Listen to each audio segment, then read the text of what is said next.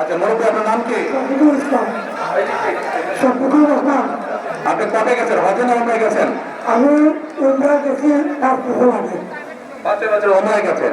আচ্ছা, তো উমরাতে যখন গেছেন আপনি উমরা কোথায় করেছেন? উমরা মদিনায় করেছি। উমরা তো মদিনায় না, উমরা তো মক্কায় করেছেন। মক্কায় করছি, মদিনায় মদিনায় তো হযরত করেছেন, জিয়ারত করছি। হ্যাঁ জিয়ারত করেছেন নবী সাল্লাল্লাহু আলাইহি ওয়াসাল্লামের রওজা মুবারক জিয়ারত করেছেন। কিন্তু এই যে তাওয়াফ করেছেন উমরা থেকে কোথায়? কাবায় না? কাবায়।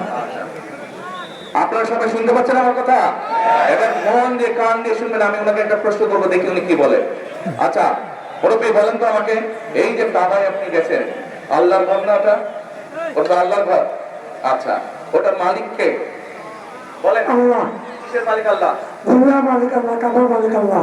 কাবার মালিক আল্লাহ, আল্লাহ। দুনিয়ার মালিক আল্লাহ, আল্লাহ। আমাদের মালিক আল্লাহ, কিসের মালিক আল্লাহ? আমাদের মালিক আল্লাহ, নিজেদের মালিক আল্লাহ, সব কিছুর মালিক আল্লাহ। ঠিক আছে কথা? কথা ঠিক আছে? তার মানে এই দুনিয়া, এই যে সূর্য, এই যে চাঁদ উঠবে একটু পরে, চাঁদ সূর্য পৃথিবী যাই দেখি আমরা, সকল কিছুর মালিক কে? আল্লাহ রাব্বুল আলামিন হচ্ছে সকল কিছুর মালিক। আমরা কি দেখছি? আমরা দেখছি ওই যে একটা রাজনৈতিক দলের কথা বলেছি, যাদের ভূমিকা আমরা 50 বছর আগে দেখেছি। আমরা দেখছি এদের কিছু কিছু সদস্য আমাদের নিরীহ মা বোনদের বাসায় গিয়ে গিয়ে, মা বোনদের কাছে গিয়ে কিসের টিকিট বিক্রি করছে? টিকিট বিক্রি করছে, জানেন তো? 1 মিনিট। আচ্ছা মুরব্বী, বলেন তো এই বেহেশত বা দোজখের মালিক কে? আল্লাহ পরওয়ারদিগার।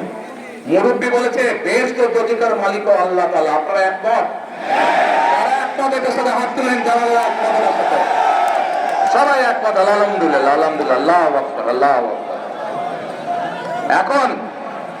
এখন আমার প্রশ্নটা আপনাদের কাছে, যার মালিক একমাত্র আল্লাহ রাব্বুল আলামিন, সেটা দেওয়ার ক্ষমতা মানুষ কি রাখে?